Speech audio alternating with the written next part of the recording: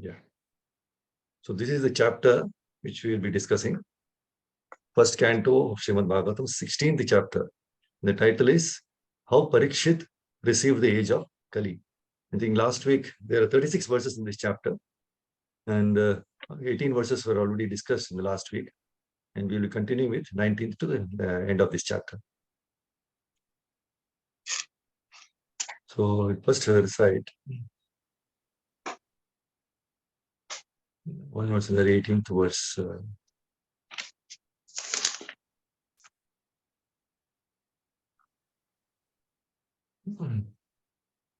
Actually, this 18th verse is very wonderful, very nice verse for us to recite. Then we will discuss the whole chapter. Dharma padekena charan vichayam upalabhyagam pruchati smashruvadana vivatsam iva mataram. Dharma padekena charan vichayam upalabhyagam pruchati smashruvadana vivatsam iva mataram. Dharma padekena charan vichayam upalabhyagam pruchati smashruvadana vivatsam eva mataram. Anybody wants to recite the verse?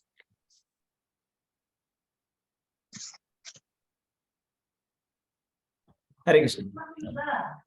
Dharma padaikena charan vichayam upalabhyagam pruchati smashruvadhanam vivatsamiva mataram. Thank you. Any Matajis?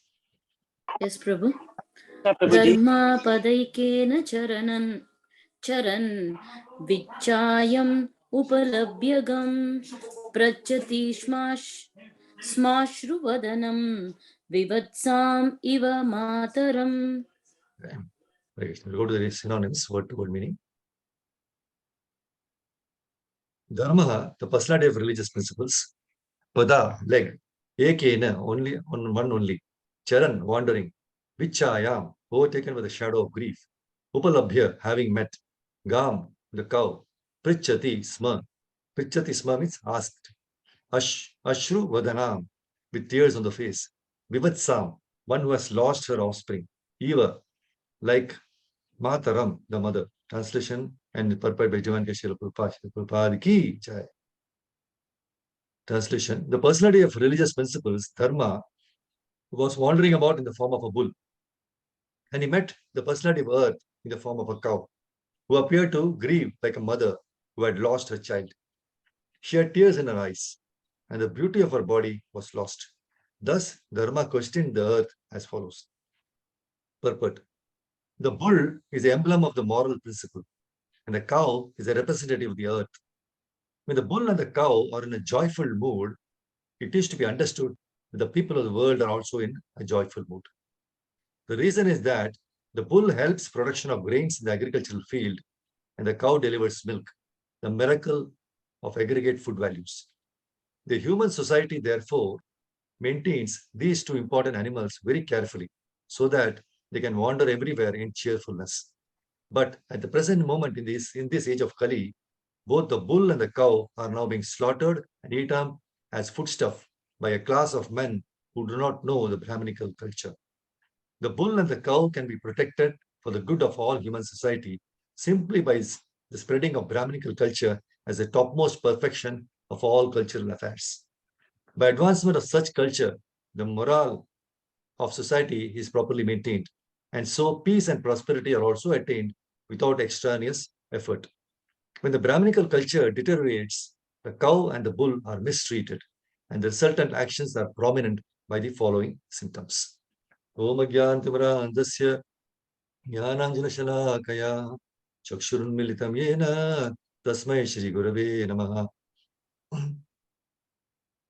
Namo Vishnupadaya Krishna Prishtaya Bhutale Srimate Bhaktivedanta Swamiti Namane Namaste Saraswate Devi Gauravani Pracharane Nirvishesha Shunyavadi Paschatya Deshatarane Jai Shri Krishna Chaitanya Prabhu Nityananda Shri Advaita Gadadhara Shrivasadi Gaurav Bhaktivinoda.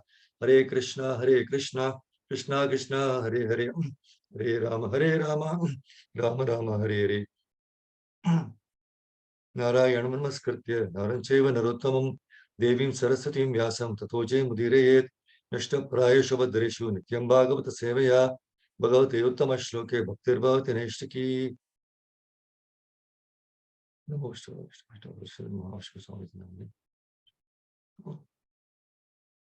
Jagannath Baldeswara Mai ki jai, Nrsimha Bhagwan ki jai, Panchatattva ki jai, Shri Goswami ki jai, Guru Parampara ki jai, Shri Prabhupada ki jai, Gurudev. Hare Krishna. So Hare Krishna, Brahmas Mataji, I welcome all of you and thank you very much for joining and keeping the appointment with Krishna. So today we will be discussing this chapter and we just now recited the 18th verse. It's very important for all of us to understand. See, in the first verse, the first purport of this chapter, Prabhupada writes, the real qualification is to become a devotee of the Lord. There are so many qualifications, right? But Prabhupada says, the real qualification is to become a devotee of the Lord. And gradually, all the good qualities worthy of possession will develop. Now, Maharaj Parikshit was a Mahabhagavata, or a first-class devotee, and who was not only well-versed in science of devotion, but also able to convert others to become devotees by his transcendental instructions. That's why in the 17th translation, 17th verse translation, Sutta Goswami is telling, now you may hear from me of what happened while Maharaj Parikshit was passing his days, hearing of the good occupations of his forefathers and being absorbed in the thought of them. Because Maharaj Parikshit was traveling around all around, and everywhere he was being informed of his forefathers' greatness and everything. So he was very much pleased. So he was very much absorbed in this. That's why now the 18th verse, we just saw Dharma. He was wandering in the form of a bull, and he met the personality of earth in the form of cow. And because the cow was grieving like a mother, just like a mother who had lost a child. So the Dharma, he started questioning the earth. So what are those questions and all, we will see and discuss. See, everyone in this world, they are engaged in various activities to attain happiness. But one finds neither satiation nor the mitigation of distress. So in this chapter, 16th chapter of the first canto, we see that Dharma, the personality of religious principles in the form of bull, he met the personality of earth in the form of a cow. And he saw that she was grieving. Then the bull started asking the cow about the reasons for her grief. So from verse number 19 up to 24, these 6 verses. So if you study these verses, you can realize that the reasons and root cause of all our tribulations in this age of Kali. Srila Prabhupada has written wonderful, very instructive and thoughtful purports on all these verses. So it is our pious duty, to understand the causes for our unhappiness and grief, and then take remedial measures. So the bull asked about 13 questions, which the bull is asking, and then let us see what are the causes for our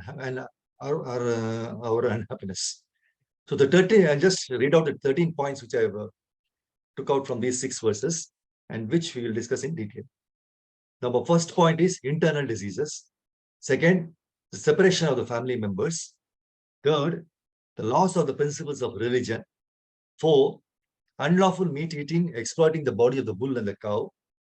5, non-performance of sacrifices. 6, sufferings due to famine and drought. 7, neglect of women and children. 8, Brahmanas acting against the principles of religion. 9, Brahmanas taking shelter of administrative heads, condemning Vedic wisdom. 10, the disorder in the state affairs. 11, deterioration of social and moral rules. 12, separation from Krishna. And 13, the influence of time. So let us see in detail each one of these points. The first one is internal diseases. Now, Srila Prabhupada, right in his purport of the 19th verse, the people of the world in this age of Kali, are always full of anxieties. Everyone is diseased with some kind of ailment. So, from the very faces of the people of this age, one can find out the index of the mind. See, these ailments include both the bodily and mental diseases. In Kali Yuga, the majority of the population is suffering from internal diseases. And this is due to mental anguish, anxiety, depression, dejection, and all kinds of psychological disorders. So one of the main symptoms of Kali Yuga is that people are always disturbed. Upadritaha. See, the moment we leave the roof of Srila Prabhupada, we have to hear so much bad language. And there are no good vibrations. And this disturbs us enormously. So once we are disturbed, we are bound to become dejected. Dejection leads to depression. So the percentage of people committing suicide has multiplied so much on account of these mental diseases. My Guru Maharaj used to say, whatever may be the circumstances, do not lose courage. Whatever may be the circumstances, do not lose courage. Because already the situation is bad. And then if we lose courage, then it is double misery. So those who are not fixed in devotional service, they become discouraged. See, every time we become peaceful, our blood circulation is very good. So when we become mentally disturbed, our blood circulation is disrupted. So healthy body means healthy mind. The symptom of the healthy mind is shown in how much we smile. The more we smile, the healthier we are. A sick man never smiles. See, smile costs us nothing, right? And when the mind is peaceful, we smile. Once, when Srila Prabhupada was giving initiation, two devotees came before Prabhupada and asked them. And Srila Prabhupada asked them, what is the most important qualification for a disciple? Now they started answering, observing the 4 regulative principles. Prabhupada said, what else? They said, chanting 16 rounds. Now Prabhupada said, what else? When they could not answer, Srila Prabhupada said with a big smile on his face, the most important qualification for a disciple is to learn to smile. And that is the key. So to maintain our health, all our food must become our medicine. To maintain our health, our food must become our medicine. See, the spices which we use in our cooking are all medicines for us. We should only eat Krishna Prasadam. Outside food creates so many problems. My Maharaj says, only a demon is allergic to prasadam. So the way out of all the internal diseases is so nicely told by Srila Prabhupada. The swan-like men will come to centers of Krishna consciousness, where everything is clear, where there is good philosophy, good transcendental food, good education, good intelligence, everything good. Whereas crow-like men will go to clubs, parties, and so many other things. So the Krishna consciousness movement is meant for swan-like men, not for men who are like crows. But we can convert the crows into swans. Prabhupada says in that purport, that is our philosophy. Those who are crows are now swimming like swans. So that is the benefit of Krishna consciousness. So with the continuous association of the transcendental vibrations, the devotees are free of all the internal diseases. And they have a glow on their faces. And this is an index of the pure mind. So this is the first point. The second is the separation of the family members. Now, Srila Prabhupada writes in the purport of the 19th verse, everyone feels the absence of his relative who is away from home. The particular symptom of the age of Kali is that no family is now blessed to live together. It's the 19th verse, right?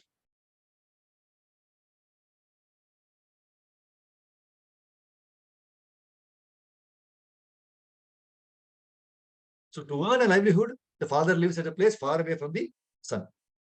Now the wife lives far away from the husband and so on.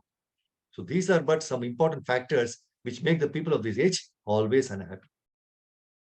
See, in order for the family members to be peaceful, they should always try to stay together. The children require the care and protection of both the parents for their psychological well-being. See, there are two things required for a child, and they are priya, pleasing things, and hita, beneficial things. Pleasing things and beneficial things. So generally, the mothers are very pleasing to the children, and the father is very much concerned about the beneficial things. So thus, both the parents are very vital. But the anxiety to maintain the status quo, false prestige, and because of increasing the artificial necessities of life, which proved to be a great financial burden on the family, we are forced to be separated from the near and dear ones. And this is the main reason for our unhappiness. See, even while living in the family, nowadays people are so obsessed with the Facebook and the computer that they do not have the time to see the other family members or the neighbors face to face. So we must try to avoid this situation by being contented with whatever has been provided to us by the Lord and practice simple living and high thinking. Now, Srila Prabhupada, in the purport of Bhagavad Gita 13.8 to 12, gives the 4-point formula for a happy and pleasant family life. Bhagavad Gita 13.8 to 12 gives a 4-point formula for a happy and pleasant family life. He says, the best process for making the home pleasant is Krishna consciousness. If one is in full Krishna consciousness, he can make his home very happy, because this process of Krishna consciousness is very easy. And he gives the formula. What are the 4 formula? Number 1, one need only chant Hare Krishna, Krishna Krishna, Hare Hare, Hare Ram, Ram Ram, Hare Hare. Number 2, accept the remnants of footsteps offered to Krishna. Number 3, have some discussion on books like Bhagavad Gita and Bhagavatam. Number 4, engage oneself in deity worship. So these 4 things will make one happy. He says one should train the members of his family in this way. The family members, they can sit down morning and evening and chant together Hare Krishna, Krishna Krishna, Hare Hare, Hare Ram, Ram Ram, Hare Hare. They can have some discussion on Bhagavad Gita and Bhagavatam. Then offer bhoga and take a prasadam and engage in the worship of the Lord. The third point is the loss of the principles of religion. See, in the present age of Kali, dharma or the principles of religion is lost in the proportion of 3 out of 4. Now, since 3/4 of the population of the whole world is irreligious, the situation is converted into hell for everyone. So how can we find happiness in hell? See, in the age of Satya, religion was complete. It was still possessing its 4 legs of, what are the 4 legs? Austerity, charity, mercy, and truthfulness. Austerity, charity, mercy, and truthfulness. So if you have, that is ACMT, if you remember this. Austerity, charity, mercy, and truthfulness. You can very easily make an acronym, ACMT, right? AC is AC Bhaktivedanta Swami Srila Prabhupada. And mercy and truthfulness, M&T. So if you don't have AC, you will be empty. If you don't have Prabhupada, you're empty. So with the coming of each succeeding age, starting with Treta, these religious qualities each diminish by 1/4. That's why in Bhagavatam, 12th canto, 2nd chapter, 1st verse, it is very clearly stated. Where Shukadeva Goswami is saying, then, O king, religion, truthfulness, cleanliness, tolerance, mercy, duration of life, physical strength, and memory will all diminish day by day because of the powerful influence of the age of Kali. And all this loss of religious principles has made the world uninhabitable for the saner section of people. So the only way to again re-establish the principles of religion is to very seriously and sincerely broadcast and disseminate the transcendental message of Srimad Bhagavatam all over the world, so that it can bring about a transcendental revolution in the impious lives of the misdirected civilization. What a beautiful statement by Prabhupada. So this is because Krishna, prior to his departure from this material world, he empowered Srila Vyasadeva through Narada Muni to compile the messages of Srimad Bhagavatam. And thus, both Bhagavad Gita and Bhagavatam are like the torch bearers for the blind people of this age. Srila Prabhupada confirms the purport to Srimad Bhagavatam 1.6.25. The formula for happiness there he gives, and that is, happiness in the world depends proportionately on the maintenance of the religious principles, individually or collectively. And he says the best part of valor is to maintain the principles despite all kinds of odds.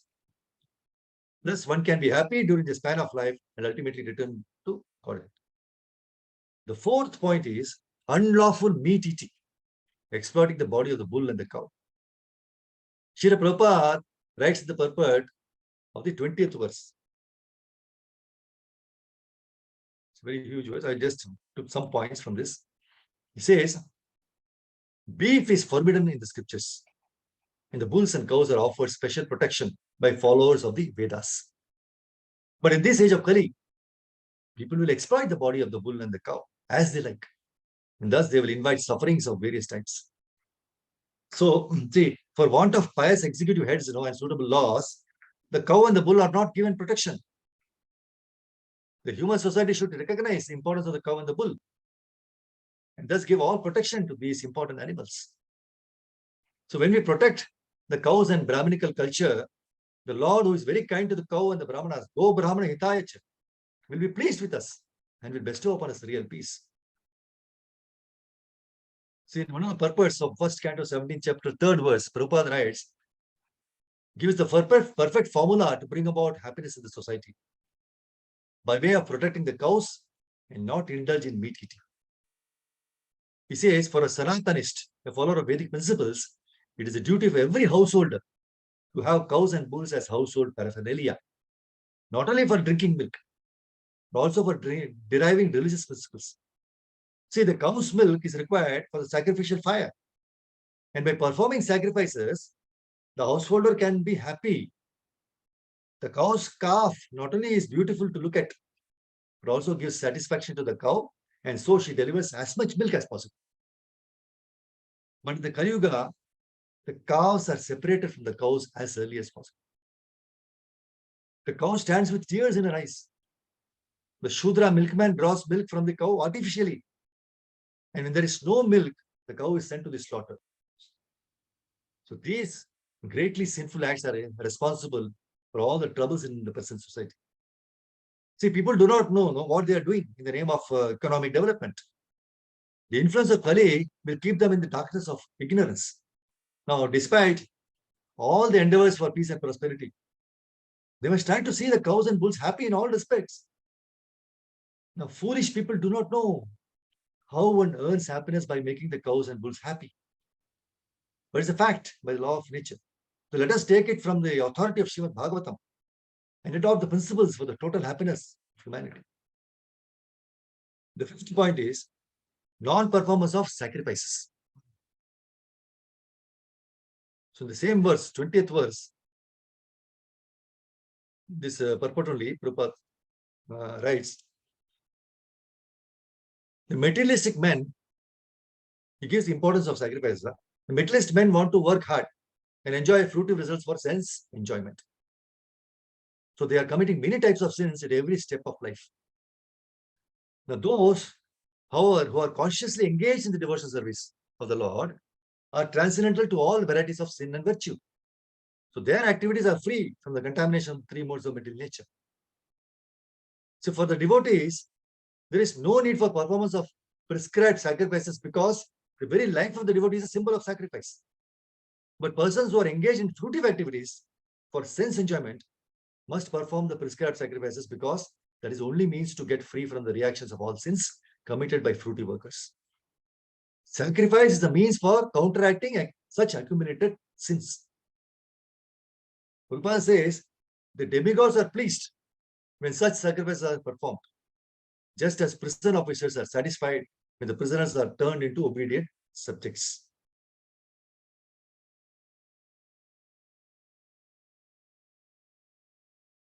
So Lord Chaitanya has recommended only one yajna for sacrifice, and it's called the Sankirtana Yajna, chanting of Hare Krishna, in which everyone can take part. So both devotees and fruitive workers can derive equal benefit from the performance of Sankirtana Yajna. Now, if we do not engage ourselves in the performance of sacrifices, then we are thieves and also sinful. So how can a person be happy if he's both a thief and sinful? It's not possible. Therefore, in order for people to become happy in all respects, we must perform the easy process of Sankirtana Yajna in full Krishna consciousness. Otherwise, there can be no peace or happiness in the world. The sixth point, sufferings due to famine and drought. See, all living bodies subsist on food grains, which are produced from rains. Rains are produced by performance of yajna, sacrifice. Yajna, specifically the Sankirtana Yajna prescribed for this age, must therefore be performed to save us at least from scarcity of food supply. See, the Mlechas make plans to install slaughterhouses for killing bulls and cows along with other animals, thinking that they will prosper by increasing the number of factories and live on animal food, without caring for performance of sacrifices and production of grains. So this has resulted in famine and drought, because of which all the living entities are suffering. So the only way out of this in Kali Yuga is to perform Sankirtana Yajna, glorifying the Supreme Personality of Godhead by chanting Hare Krishna, Krishna Krishna, Hare Ram, Ram Ram, Hare. The seventh is neglect of women and children. See, according to Vedic civilization, everyone has the responsibility for taking care of brahmanas, old men, women, children, and cows. But in Kali Yuga, women and children are not given proper protection, and they are grossly neglected. And this is mainly because now marriage is only on the basis of verbal agreement. And this is predicted in Bhagavatam, 12th canto, 2nd chapter, 5th verse. Svikara eva chodvahe. See, we see this increase in the concept of living together without formal marriage. And the children born of such arrangements are left just like that. So all this has caused so much chaos and unhappiness in the society. See, if you cannot take care of those who deserve to be taken care of, you will be disturbed, you will be dejected, and you will be depressed. Srila Prabhupada says, women requires protection by the father, by the husband, and by the elderly children. But that is now finished. Practically no protection. They are under the name of so-called freedom, loitering in the street. So it's a very abominable condition of life. In the Vedic system, the father gives protection to the woman child, right? Up to 16 years, most. Then she must be married. The father's duty will be finished when the daughter is given to a suitable boy to take charge. And that is the marriage system. Marriage system is that it is necessary for social equilibrium. And it is a duty of the father to get the daughter married to a suitable boy. And when she is married, then the father's duty is finished. See, in the absence of all these Vedic traditions, illegal abortions are going on. With so much sinful activity, how can we expect to be happy? So it is not only the Krishna conscious movement which is trying to bring back Vedic culture so that people may be very happy. See, it is not a business. It is not a religious sentiment. It is a program to make everyone happy. Sarve Sukhino Bhavantu. And this is a Vedic culture. The eighth point is Brahmanas acting against the principles of religion. In this age of Kali, Srimad Bhagavatam has predicted that the Brahmanas are traditionally intelligent men, and thus they will be able to pick up modern education to the topmost rank. We can see now, right? But as far as moral and religious principles are concerned, they shall be the most fallen. That's why in the 12th canto, 2nd chapter, 3rd verse, says, Vipratve sutram evahi. A man will be known as a Brahmana just by his bearing a thread. Education and bad character go ill together, but such things run parallel today. The real qualification of Brahmana is to control the mind and the senses, and to cultivate tolerance, simplicity, cleanliness, knowledge, truthfulness, devotion, and faith in the Vedic system. Not only must Brahmana be qualified, but he must also engage in actual Brahminical activities. See, simply to be qualified is not enough. One must engage in a Brahmana's duties. So the duty of a Brahmana is to know the Param Brahma, Krishna. So it's very important to train the people to become first-class Brahmanas. Real sense of the term. That is the purpose of Krishna consciousness. The 9th point is Brahmanas taking shelter of administrative heads and condemning the Vedic wisdom. Now, Srila Prabhupada writes that the administrative heads as a class, they condemn the tenets of Vedic wisdom and they prefer to conduct a so-called secular state. And the so-called educated Brahmanas are purchased by such unscrupulous administrators. Philosopher and writer of many books on religious principles accept an exalted post in a government which denies all the moral codes of the Shastras. So Brahmanas are specifically restricted from accepting such service. So these are some of the symptoms of the Kali age which are harmful to the general welfare of human society. That's why Bhagavatam 7th canto, 15th chapter, 19th verse warns us. What is it warning? It says, because of greed for the sake of the senses, the spiritual strength, education, austerity, and reputation of a devotee or Brahmana who is not self-satisfied, they dwindle, and his knowledge gradually vanishes. So if the ruler or the administrative heads carry out their duties under the guidance of the perfectly qualified Brahmanas, then everyone can be happy. Now the 10th point is disorder in the state affairs. Now Srimad Bhagavatam, again, see the 12th canto is warning us. As the earth thus becomes crowded with a corrupt population, whoever among any of the social classes shows himself to be the strongest will gain political power. This is talked about in the end and nearing the end of Kali, but now only we are seeing all these things, right? See, losing their wives and properties to such avaricious and merciless rulers who will behave no better than ordinary thieves, the citizens will flee to the mountains and forests. Harassed by famine and excessive taxes, people will resort to eating leaves, roots, flesh, wild honey, fruits, flowers, and seeds. Struck by drought, they will become completely ruined. See, the so-called administrators are promoted to the post of administrator without proper training by culture and tradition.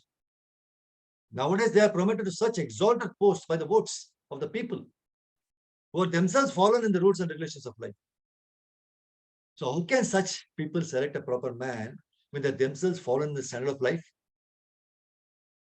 So by the influence of the age of Kali, everywhere, politically, socially, or religiously, everything is topsy-turvy, uta-pulta.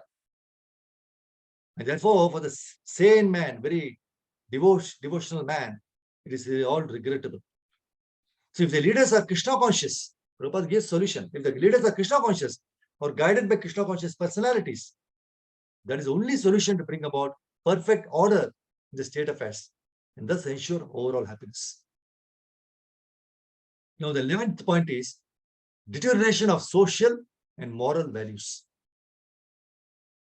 Srila Prabhupada writes in his purport, 116, the 22nd verse.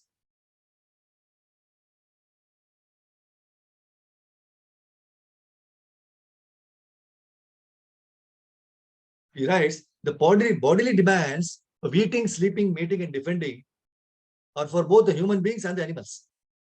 Right? Everybody knows that eating, sleeping, mating, and defending are both for human beings and also the animals. But the human being has to fulfill such desires not like animals, but like a human being. Because he has got the reasoning power, what is right and what is wrong. Prabhupada writes, a dog can mate with a bitch before the public eye without hesitation. But if a human being does so, the act will be considered a public nuisance. And the person will be criminally prosecuted. Therefore, for the human being, there are some rules and regulations, even for fulfilling common demands. Prabhupada says the human society avoids such rules and regulations when it is bewildered by the influence of the age of Kali. So in this age, people are indulging in such necessities of life without following the rules and regulations. And this deterioration of social and moral values is certainly lamentable because of these harmful effects of such animalistic behavior, beastly behavior. So in this age, the fathers and guardians are not happy with the behavior of their wards. Sorry. They should know that so many innocent children are victims of bad association. avoided by the influence of this age of Kali. See, we know from Bhagavatam that Ajamila, an innocent son of a Brahmana, he was walking down a road and saw a Shudra pair sexually embracing. And this attracted the boy. Later on, the boy became a victim of all the unwanted things. So from a pure Brahmana, he fell down to the position of a wretched person. And it was all due to bad association. See, there was only one victim like Ajamila in those days. But in this age of Kali, the poor, innocent students are daily victims of cinemas and which attract men only for sex indulgence. So this is the most degrading situation in the society now. See, the root cause for this decline in the social and moral principles is because, unfortunately, spiritual education is completely absent from the modern human civilization. Srila Prabhupada calls this slaughterhouse education. Now, Chanakya Pandita, the great politician, has given the definition of a learned scholar. Matravat paradareshu paradravyeshu loshtavat atmavat sarvabhuteshu yapashyati sa panditaha. He says, one who sees others' wives as his mother, who sees all others' possessions as insignificant as a lump of clay, and who sees all living beings as himself, such a person is considered a learned man. One who sees others' wives as his mother, who sees all others' possessions as insignificant as a lump of clay, and who sees all living beings as himself, such a person is considered a learned man. If this education is given, then we can remain assured that there is no decline in social and moral values. See, no one understands his real self-interest, which lies with the spirit soul, not with the material body. Education means spiritual education. So to work hard in the bodily conception of life without spiritual education is to live like an animal. So education means spiritual education, no? So he says to work hard in the bodily conception of life without spiritual education is to live like an animal.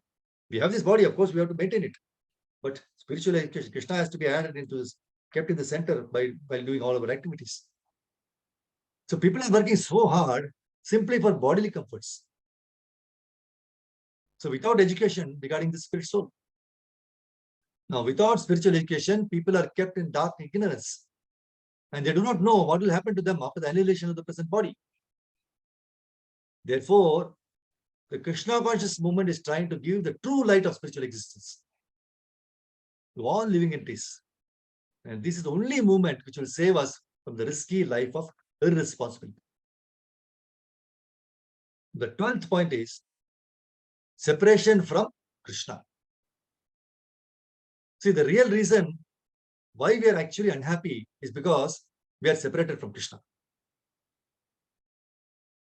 We feel, no, sometimes we are happy. Actually, we are separated, but we don't realize that. See, anytime we are not connected to Krishna, we are in difficulty. That's why Bhagavad Gita 2.6, second chapter, 66 verse says, Nasti buddhir ayuktasya nachayuktasya bhavana nacha bhavayata shantir ashantasya kutas sukham. One who is not connected with the Supreme in Krishna consciousness can have neither transcendental intelligence nor a steady mind, without which there is no possibility of peace. And how can there be any happiness without peace? Very nicely statement. One who is not connected with the Supreme in Krishna consciousness can have neither transcendental intelligence nor a steady mind. And without a transcendental intelligence, and how can there be happiness without peace? So, if you are not connected to Krishna, all the other reasons for unhappiness will sit on our head. So, to avoid this, we have to follow the process of devotional service through chanting of the holy names, studying the Shastras, serving the Lord and devotees consistently. Nityam Bhagavata Sevaya.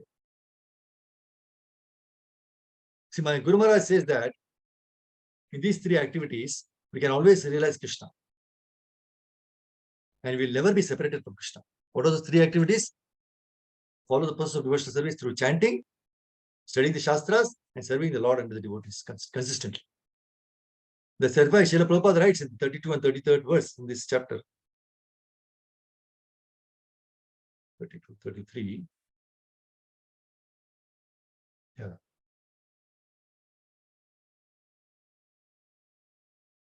He says, there is nothing in the world with which the Lord is disconnected.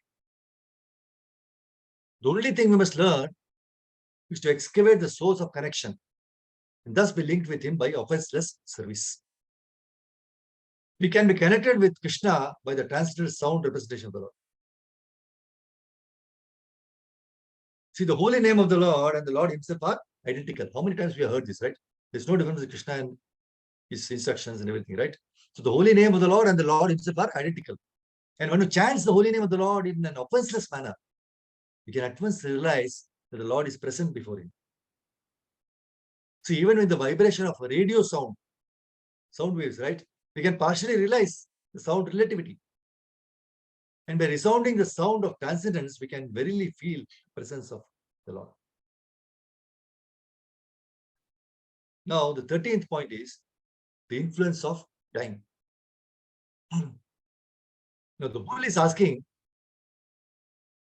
whether the cow is grieving because the powerful influence of time.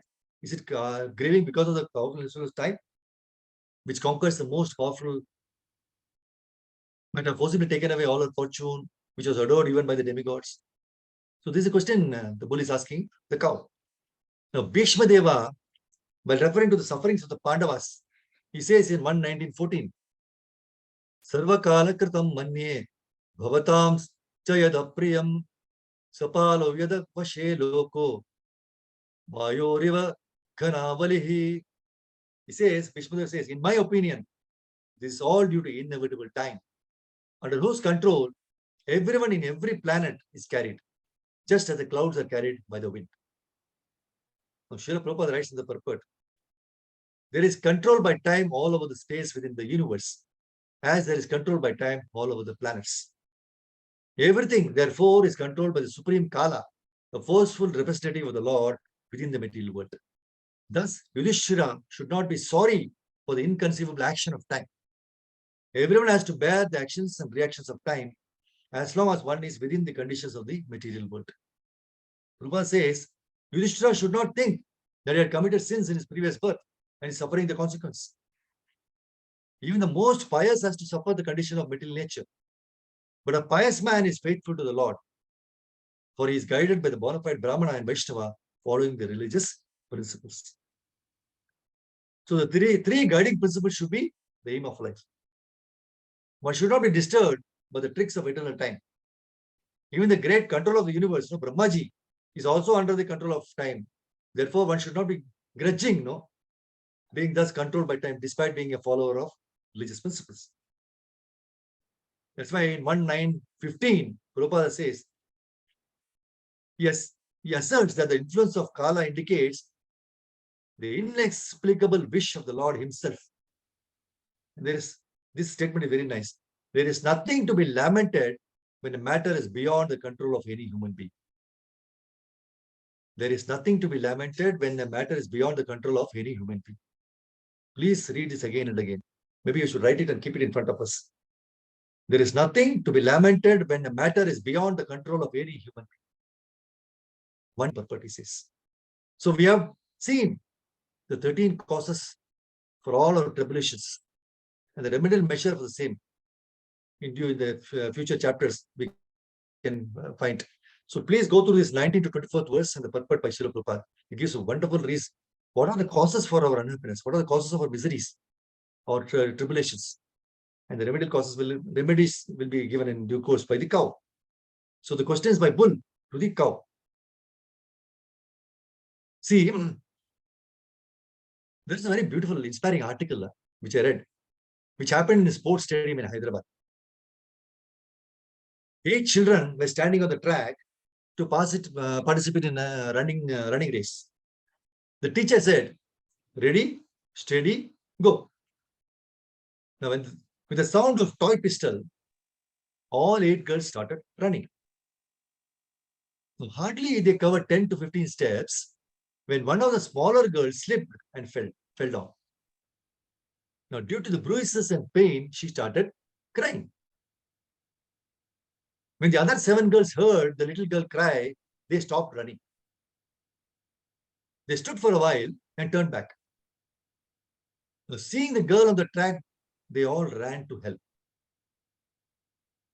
Now, one among them bent down, picked her up, kissed her gently, and inquired as to how she was. They then lifted the fallen girl, pacifying her. 2 of them held her firmly, while all the 7 joined hands together and walked towards the winning post. There was pin drop silence among the audience. The officials were shocked.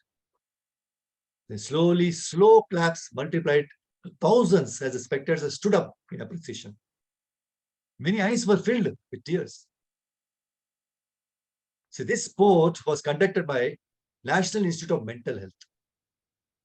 See, all these special girls had come to participate in this event. They were spastic children. See, the world might name them as mentally challenged. But they have taught a wonderful lesson that winning the game is not more important than values of caring, sharing, cooperation, and human behavior. To put in a nutshell, these girls exhibited the Bhagavatam quality of Daya. See, we usually think that Daya means mercy or kindness. But his Divine Grace Srila Prabhupada has given an amazing translation for this word in the 26th verse in this chapter, wherein Mother Earth glorifies the different transcendental qualities of the Lord. Prabhupada says, Daya means, please hear it. What does Prabhupada say? Daya means intolerance of others' unhappiness. If other people are unhappy, I cannot tolerate that. How can they grow? So intolerance of others' unhappiness. What a beautiful statement. Unless we are factually intolerant of others' unhappiness, we will not get the urge to sacrifice our own pleasures to relieve them of their unhappiness.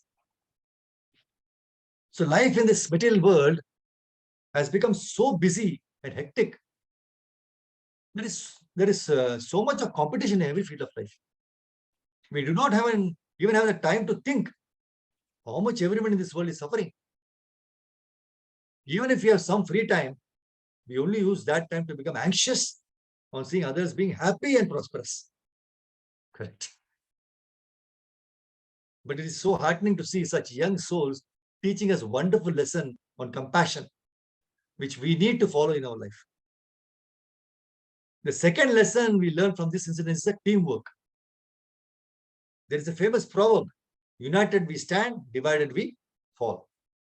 See, many times we fail to understand the potency of how much could be achieved when things are done united in team spirit, cooperating with each other.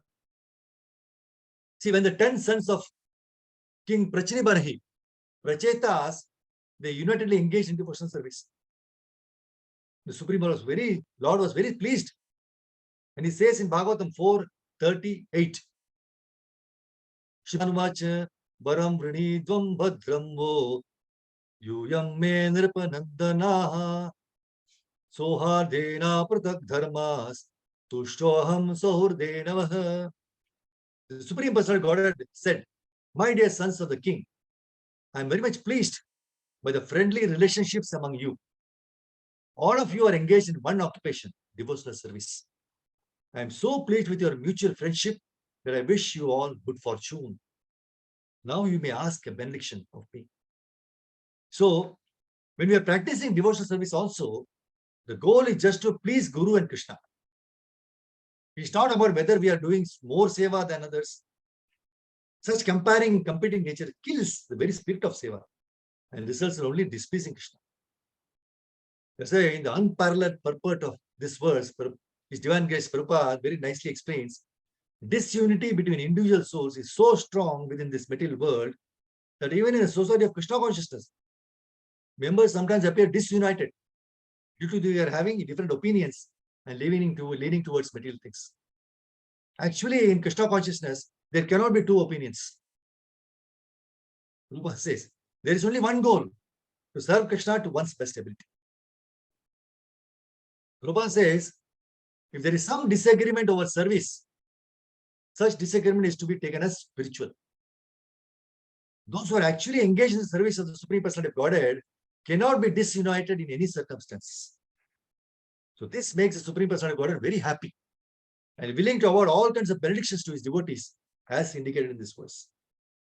So, remembering the golden words of Srila Prabhupada, let us engage in the unalloyed devotional service to Supreme Lord in a united manner and try to help each other in our journey back home, back to Godhead.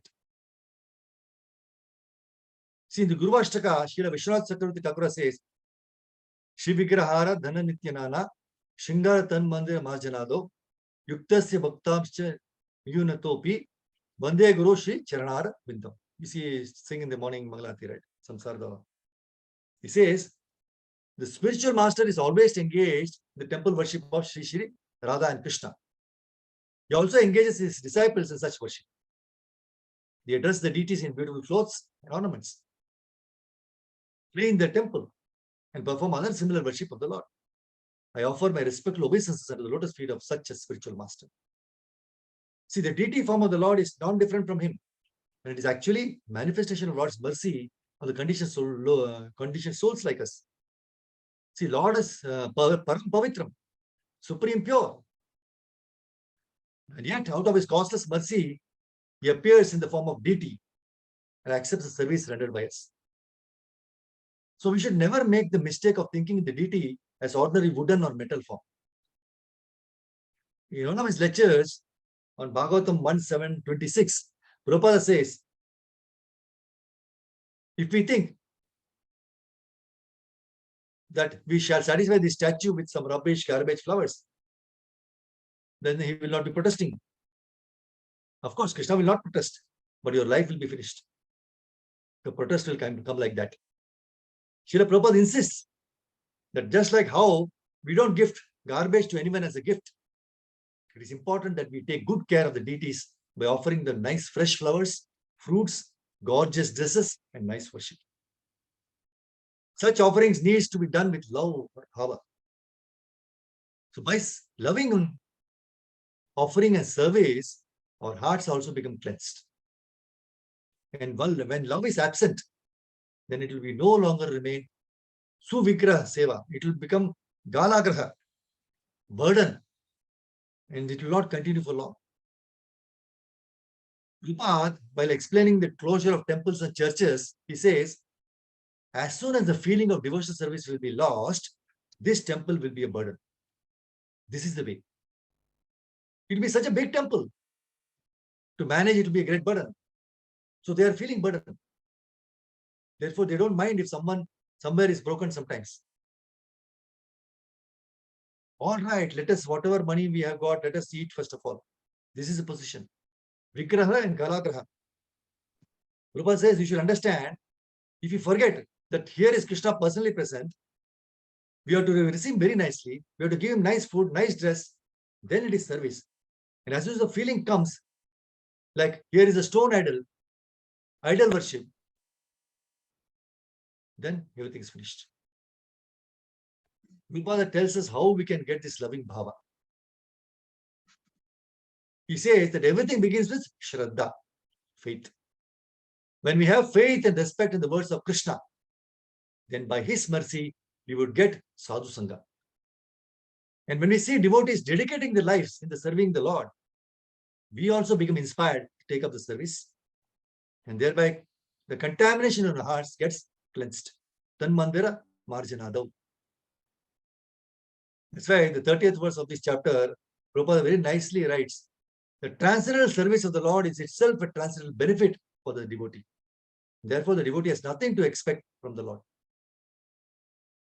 So let us remember this truth always and feel grateful to Guru, Prabhupada and Krishna for all the opportunities they are providing to purify our existence. That's why in the 31st verse,